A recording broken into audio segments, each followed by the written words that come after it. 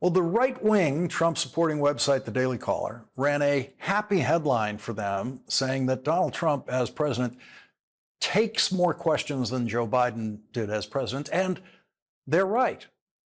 They are very right to use the verb takes instead of the verb answers.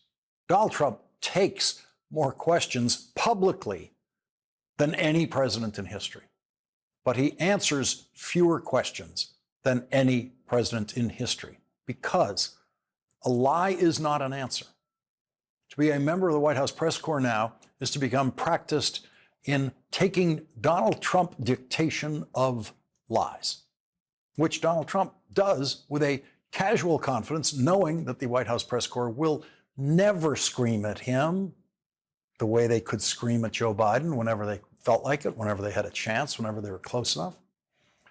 And so when Donald Trump told his lies about firing 18 inspectors general late on Friday night, happened late on Friday night, he didn't tell his lies till later in the weekend, the White House press corps could do nothing but write down the lies and report them. Donald Trump, in effect, said that he had no personal knowledge of why he fired the inspectors general. He said, quote, "Some people thought that some were unfair or some were not doing the job."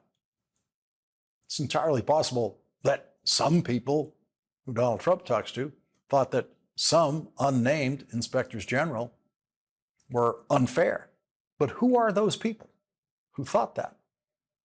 And what was the unfairness they imagined? There was no chance, zero chance of getting any answers about that when Donald Trump told the White House press corps the lie that it was, quote, a very standard thing to do. They all reported that quote, and the good ones would say in the next line, as the New York Times did, that is not true. Richard Nixon was the most corrupt president in history prior to Donald Trump. And after Republican Richard Nixon's corruption forced him to resign from office in 1974, Congress spent the next few years coming up with ways to prevent the next Richard Nixon.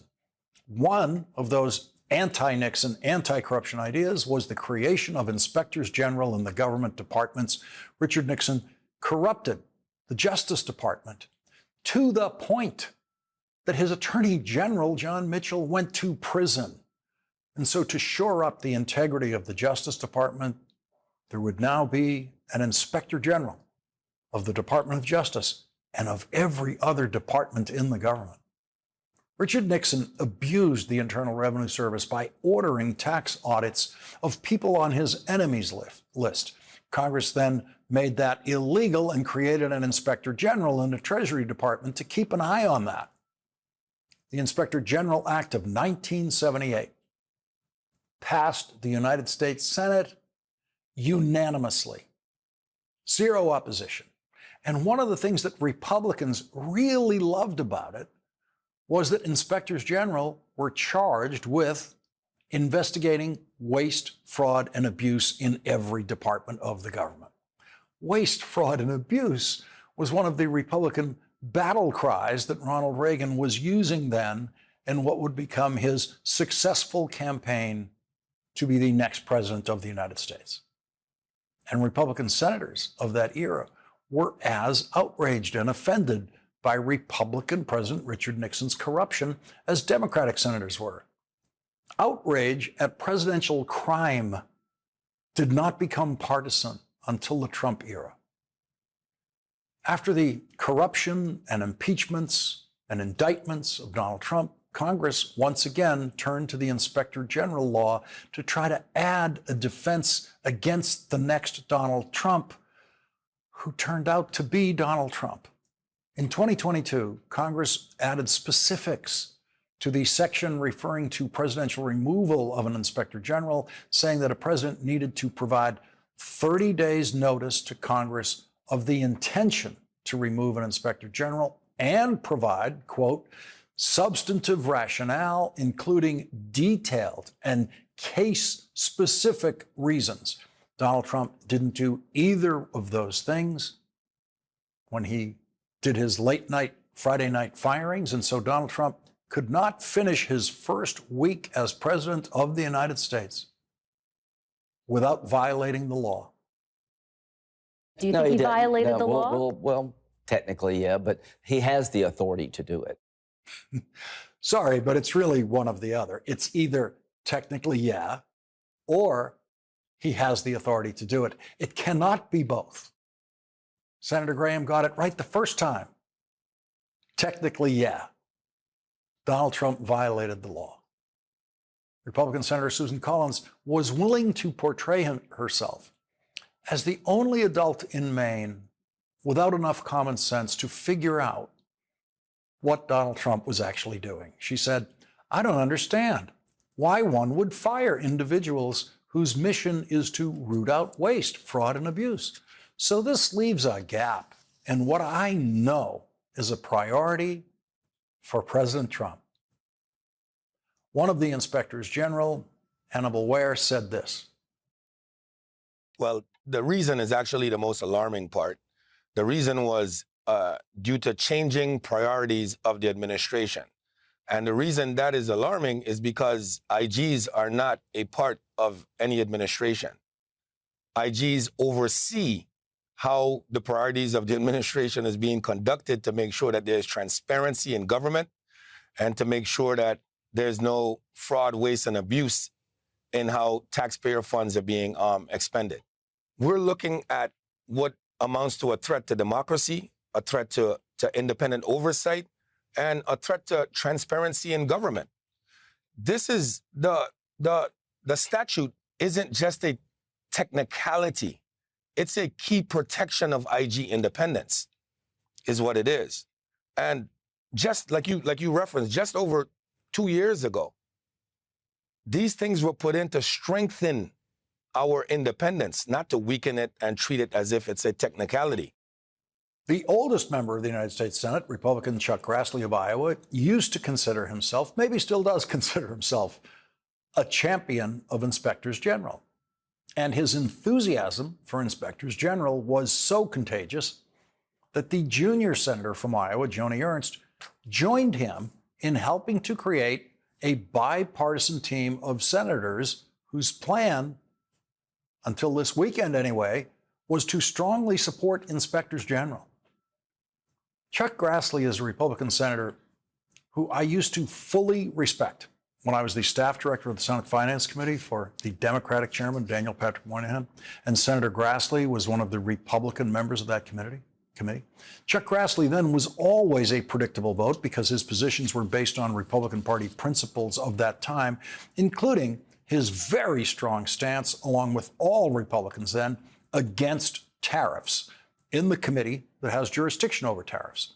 Senator Grassley usually, but not always, voted against what Democrats were trying to do on the committee, and I never once questioned the motivation for his vote or the motivation of any of the Republican senators who voted against what the Democrats were trying to do.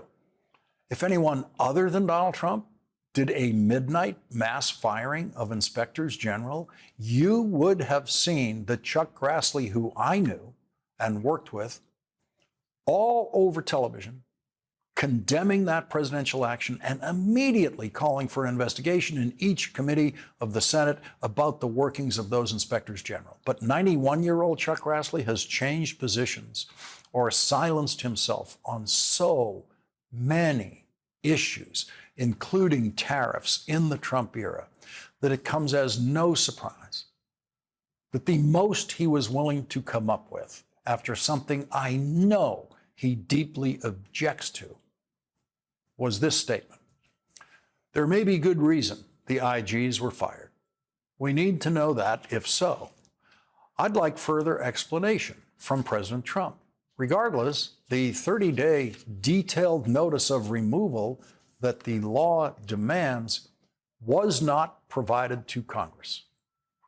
Releasing that written statement meant that Chuck Grassley didn't have to handle the question Lindsey Graham had to handle. Was it illegal? I really miss the pre-Trump Chuck Grassley.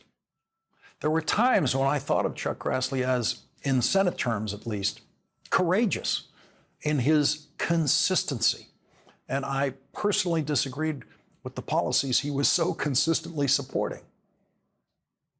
Mark Greenblatt was the Inspector General of the Department of Interior until this weekend. The key question here is who does the president appoint in the place of the IGs that he's removed? We are we're so-called watchdogs inside the federal agencies. So does he appoint true watchdogs or does he appoint lapdogs? If a member of the Trump administration is accused of ethics misconduct or some sort of criminal violation, will the IG be willing to investigate that in a fulsome and comprehensive manner? Will they be willing to come to findings, negative findings about that Trump political appointee? That is the key question. And so this morning, thanks to Donald Trump, when Pete Hegseth reported to work at the Pentagon today for the first time as Secretary of Defense, he had the pleasure of knowing as he entered the building that he wouldn't have to go through the metal detector, and there was no Inspector General left in the Pentagon. No one in the Pentagon empowered to investigate Pete Hegseth. The American people, if we don't have good and independent inspector generals, are going to see the swamp refill. They're going to see rampant waste, fraud. They're going to see corruption. It may be the president's goal here, when he's got a meme coin that's making him billions, is to remove anyone that's going to call the public attention to his malfeasance. Joining us now is Senator Amy Klobuchar of Minnesota. She's a member of the Senate Judiciary Committee. And Senator, you remember the Chuck Grassley before Donald Trump, the Chuck Grassley who would have been all over this before Donald Trump. Well, as chair of the Senate Judiciary Committee, Senator Grassley has an opportunity to still stand up on this, and I hope he, Senator Ernst, other Republicans who respect whistleblowers, have supported whistleblowers through multiple administrations will do that. Because as you have pointed out, this middle of the night purge of these government watchdogs who protect our taxpayer money was a complete abuse of power. Thinking of all these agencies, you point out the Department of Defense, where you can now have kickbacks, no one's watching over it. Will contracts be awarded to the actual lowest contract? No one's watching it over it. And while Donald Trump's friends may be able to pad their pockets, there is going to be no one watching over for the cost for everyday Americans. So there is a straight line, as you know, between corruption, chaos, and cost for Americans. And that's why we are standing up against this. The fact that these people, they reported to work this morning. They reported to work this morning, Lawrence. They were doing their jobs, and that 30-day notice was put in there by Chuck Grassley and others so that the Congress, the equal branch of government to the executive branch, could stand up and say, wait a minute, this is wrong. What happens next? Are these firings in effect? It sounds like some of them didn't show up today. It isn't clear to me. Well, obviously, we've got to join with some of these Republicans if they're willing to join with us. Otherwise, we're going to do it on our own and push this issue. It was a clear violation of the law in two ways. Not the 30-day notice. That may sound small, but I think your calm viewers, after reading Chris Hayes' book tomorrow, understand that this hair on fire moment has to be handled methodically. This was against the law, and it also, that he didn't give the reasons for doing it. This reason that we have changing priorities. What? Changing priorities from this Inspector General Act that says we've got to root out fraud, corruption, and kickbacks and bribes. Of course, that's got to be a priority of the United States Congress, no matter who's running it. So we will continue to push this, push for reappointments of these people, and push our Republican colleagues to actually stand up against fraud and abuse. And Senator, this idea that, just to underline it, that, we need inspectors general who agree with the president's agenda. There's not supposed to be an agenda in an inspector general's office. They are independent. They are bipartisan. They have gone after fraud and abuse and kickbacks and bribes under both Republican and Democratic administrations, and that's why they are set up the way they were. And Senator Grassley was actually in Congress before this law even passed and understands how important it is. This is a full-out purge. This isn't just one or two people that they felt weren't doing their jobs. What they did here is they did an all-out purge and literally stated in an email that it didn't fit with their changing priorities. I think that rooting out bribes and kickbacks and padding people's pockets because they get kickbacks, whether it's defense contractors, whether it's with Health and Human Services, all of these under various administrations, things have been found out and taxpayer money has been saved. Brookings Institute, if you remember one number, remember this. Every dollar invested in inspectors general has brought back $13 to the American taxpayers. Yeah, it's like money invested in IRS agents. It's a profit center. Senator Amy Klobuchar, thank you very much for starting off our discussion tonight. Great to be on. Thanks, Lawrence. Thank you. Coming up today, Donald Trump fired or tried to fire all of the career prosecutors at the Justice Department who worked on Jack Smith's investigations of Donald Trump. That's next with former federal prosecutors Andrew Weissmann and Brendan Ballou.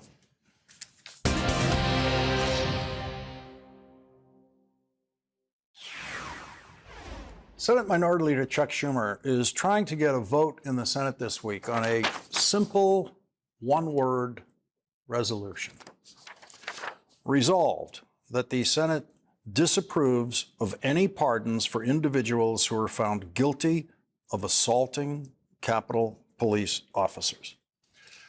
Couldn't be simpler. A resolution disapproving of the pardons of the people found guilty of assaulting Capitol Police officers. All 47 Democrats in the Senate support that resolution, and it might even pick up a Republican vote or two. I fear that you will get more violence. Pardoning the people who went into the Capitol and beat up a police officer violently, I think was a mistake because it seems to suggest that's an okay thing to do. On Thursday, our next guest, Brendan Ballou, resigned from the Justice Department after serving as a prosecutor of January 6 defendants. In an essay for the New York Times, he described the prosecution of Jaleese and Mark Middleton, a married couple from Texas who proudly announced on Facebook, "We fought the cops." One moment from their trial has stuck with me. Sitting in the courtroom in the awkward minutes before their verdict was announced, I noticed that Mr. Middleton was wearing Trump socks with the president's face stitched into the side. That small sign of fealty struck me as incredibly sad. The Middletons were ready to go to prison for a man who quite likely didn't care about them at all. Today, Donald Trump, through his acting Attorney General James McHenry, fired prosecutors who worked on Jack Smith's cases against Donald Trump. The New York Times reports acting Attorney General James McHenry on Monday fired more than a dozen prosecutors who worked on the two criminal investigations into Donald J. Trump for the special counsel Jack Smith, saying they could not be trusted to faithfully implement the president's agenda, a Justice Department spokesman said.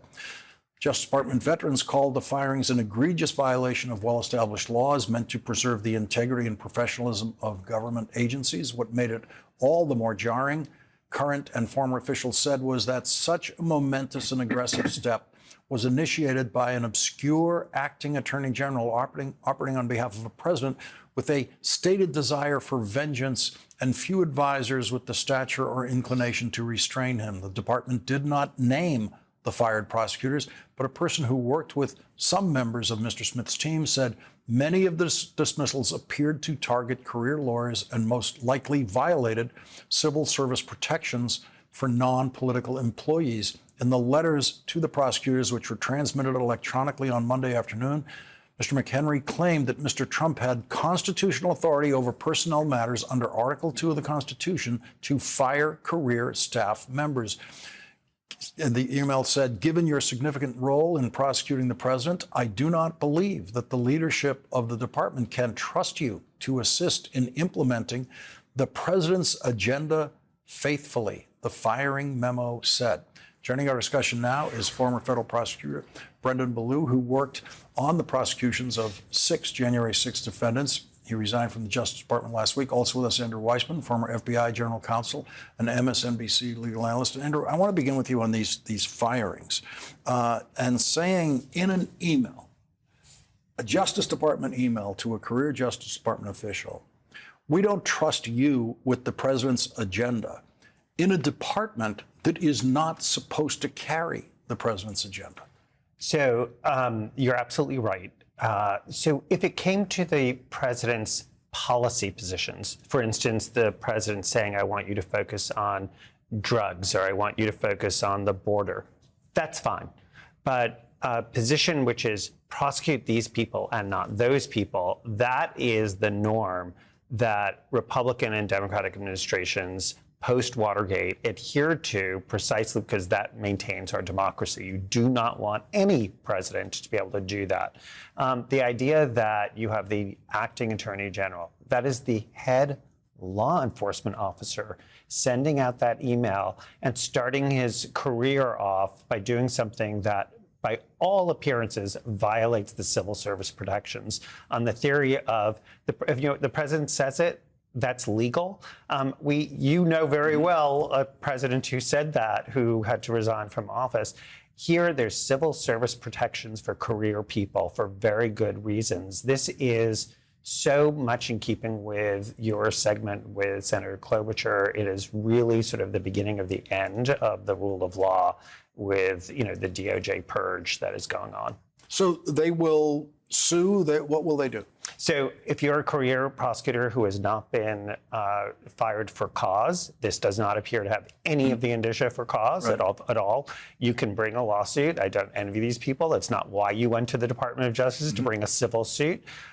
Just like Andy McCabe, who was the acting head of the FBI, he did the same thing, and he won his lawsuit. These people, it seems to me, he got back pay. He gets back pay, et cetera. But from Donald Trump's perspective, the message is sent out. Their lives are hurt. The message to all other people is to toe the line, or else you're not put in this position.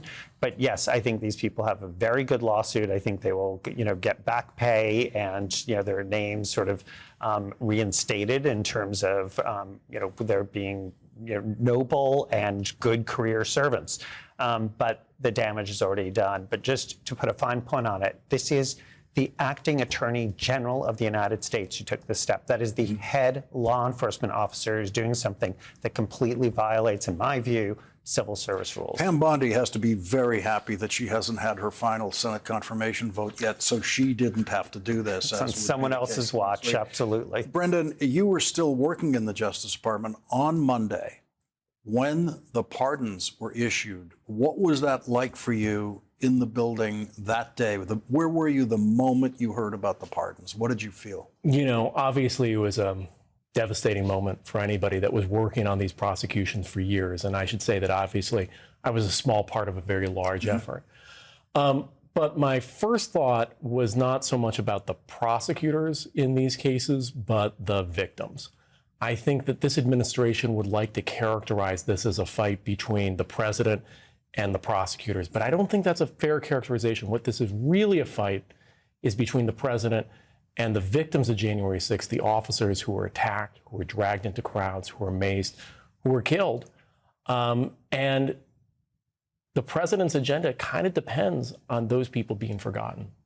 And it seems an attack on the judgments made by the judges in this case, including many statements they made during sentencing. Absolutely. It was interesting.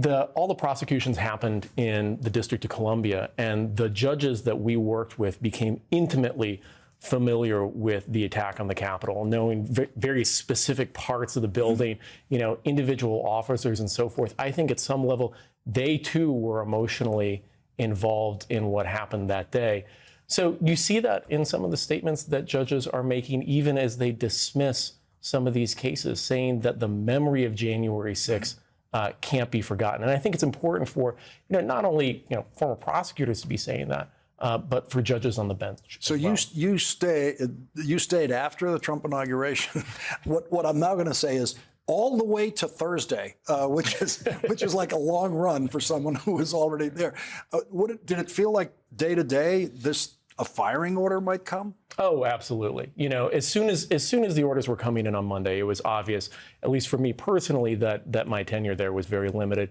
And you know, you were seeing news unfold by the hour as the new leadership at the U.S. Attorney's Office came in. I think, as Andrew said, you know, this is a real attempt at attacking the integrity and independence of the Justice Department, and in a broader sense, the entire rule of law. So I think the work that you guys are doing to draw attention to this is really important, because it's the only way we're going to stop it. Brendan Ballou, thank you for your service, and I know people in our audience want to thank you too. Andrew Weissmann, thank you for joining our discussion tonight. And coming up, Congressman Jamie Raskin put his objections to Donald Trump's firing of inspectors general in writing. Congressman Raskin will join us on that and the firing of Justice Department officials today. That's next.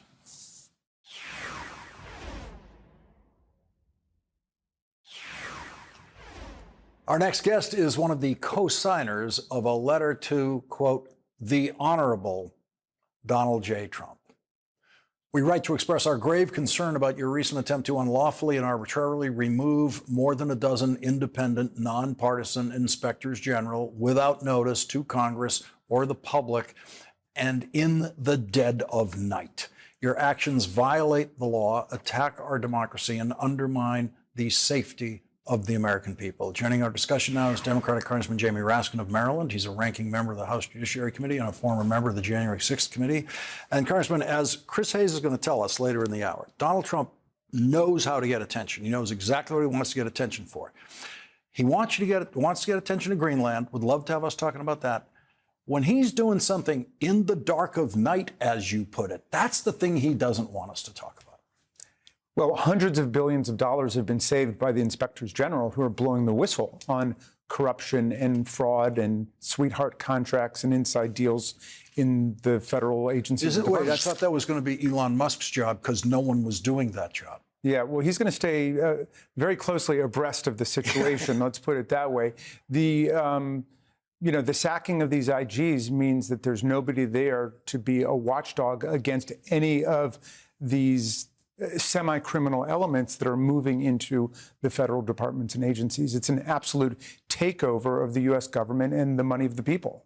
What will you be looking for now as a result of this? I mean, at some point there will be, maybe not, inspectors general appointed. Maybe not. Who knows? Well, they watchdog not just money, but also policies, right? So we have this avian flu, the bird flu, which is now taking over, hundreds of different farms and zoos. Billions of animals already have been lost to it, and there's already been a human victim. It's moving over. Well, if Bobby Kennedy Jr. were actually to become the Secretary of HHS, only the IG would be on the inside of the department to watch what's going on, to see whether we are actually getting the policy advice and precautions that the people need to survive the next epidemic. Another concern of yours, this firing today of the Jack Smith prosecutors also appears to be illegal. Yeah. Full-blown assault at the Department of Justice to sack the prosecutors who've been upholding the law. These are career prosecutors, part of the civil service, absolute professionals with complete integrity, and they're sacking the ones who participated in the special counsel investigation just for being put on that team. And at the same time, the U.S. attorney in the District of Columbia is actually investigating its own prosecutors for participating in the cases against the January 6th insurrectionists. So, people have been saying for a while that in Congress, the inmates have taken over the asylum. It's like the criminals are now running the Department of Justice and the criminal investigative apparatus of the United States. I'm impressed that those prosecutors, those Jack Smith career prosecutors, stayed. I mean, they knew this kind of heat was coming in their direction. They could have decided weeks ago, you know what? I'm going to get myself to the safety of a law firm in private practice as soon as possible. they stayed, indicating to me they wanted to stay in this department and still try to do the work in this department. I mean, these people believe in the mission of the Department of Justice. They believe in that very old-fashioned institution of the rule of law, and they want to be part of it. A lot of them also may be a year or two away from earning their federal retirement after devoting their entire careers to federal prosecution. And it's scandalous what's taking place against the career prosecutors. We're not talking about Joe Biden appointees. We're talking about people who went in there just to enforce the rule of law. Congressman Jamie Raskin, so nice to have you in the studio here in New York. Thank you very much for joining us today. My pleasure.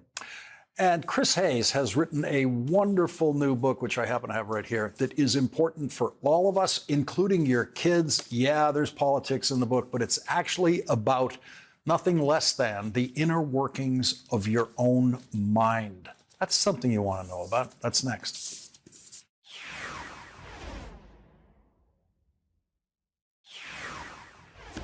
Our next guest writes, public discourse is now a war of all against all for attention. Commerce is a war for attention. Social life is a war for attention. Parenting is a war for attention. And we are all feeling battle weary. This book is an attempt at finding peace. Joining us now is our 8 p.m. MSNBC friend, Chris Hayes. He's also host of the podcast, Why Is This Happening? And his brilliant new book, available tomorrow and in my hands right now, is The Siren's Call, How Attention Became the World's Most Endangered Resource. I love this book. That means a lot. It's one of those things that is, I was like, an inch away from thinking, or if I had the attention span to get to it, I would have said, wait a minute, what's happening to our attention span?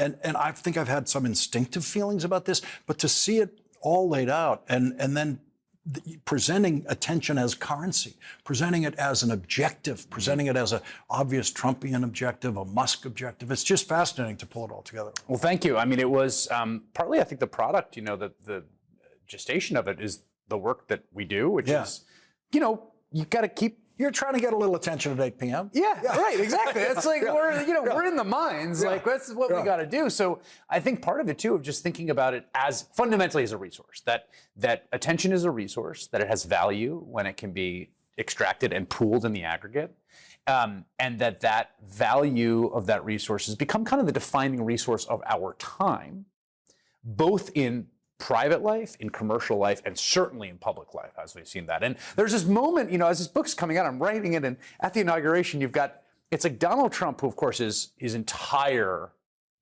public life is to dominate the attentional space.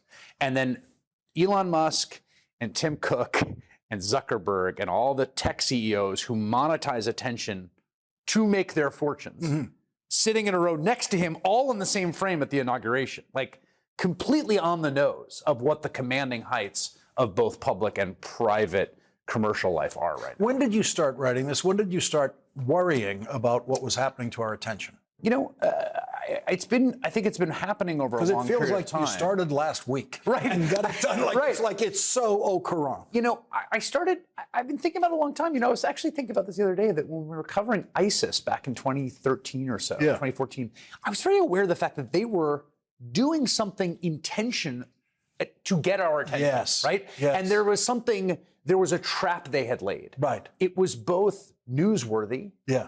And also clearly a propaganda effort to capture mind share. Yeah. And I remember thinking about the conundrum they had put us in. And that conundrum, obviously in less horrific and violent terms, is a conundrum that sort of stalks us out about so many things that are compelling attention almost against our will. And in so doing, are taking away some fundamental part of our agency. Yeah, so I had a small bore experience of that in this job. When the one thing I didn't think I could do, and I really couldn't do when I started this job, was cover school shootings. That's I actually said the first time it came up, when I was new at this job, I said, I can't do it. You have to bring someone else in that night. Sadly, I'm now professional enough to be able to do that. But what I noticed when I was sitting at home was I noticed these pictures of the shooter and the name and all that.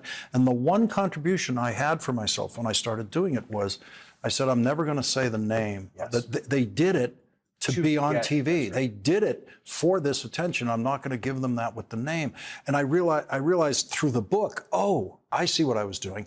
I was trying to pull back some attention that was being demanded in the most evil way. In the most evil way. The sort of mass shooter is the darkest, most nihilistic endpoint of exactly this kind of, desire to compel attention by any means necessary, and what you do with it. I mean, I talk about it, the troll, right? A much less horrific and dark version of this, who's just a jerk in public space, right? Yeah.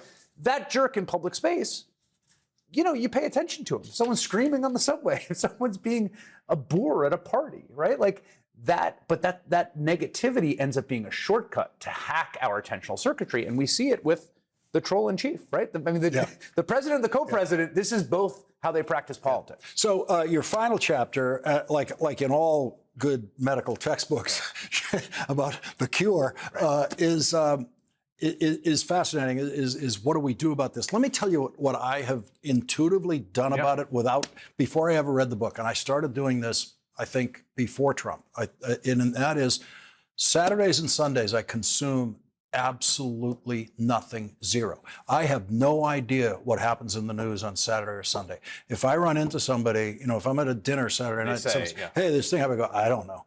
And literally, this is how big it has to be. The one Saturday news event that I can remember, or Sunday news event, I guess it was last year, was President Biden saying, I'm going to step out of the race. That got to me. It managed to find you. People in the stores in the little town I was in started running around. So that reached me. But that's how removed. Now, why are you doing that? I am doing that. I was doing that, I believe, because I simply intuitively felt there's just way too much vibration here. And I've got to, the RPMs are running too high on this. I can't look at Twitter. I can't look at, and so I just intuitively felt something was happening to me that you have now described to me exactly what was happening to me. And I kind of self-medicated that way so that as the staff here can tell you, there's a lot of stuff I have to be informed about on Monday afternoons that they thought I would have known, by Saturday morning. But that's one method that by one person. And partly I think what, I write about this in the book, like being alone with our own thoughts is a really important part of the human condition, of being alive. And we have become acclimated to ever more diversion.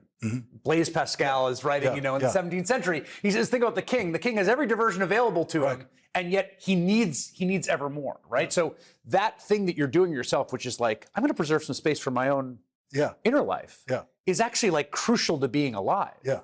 It's also crucial to focus. I mean, that's the other thing.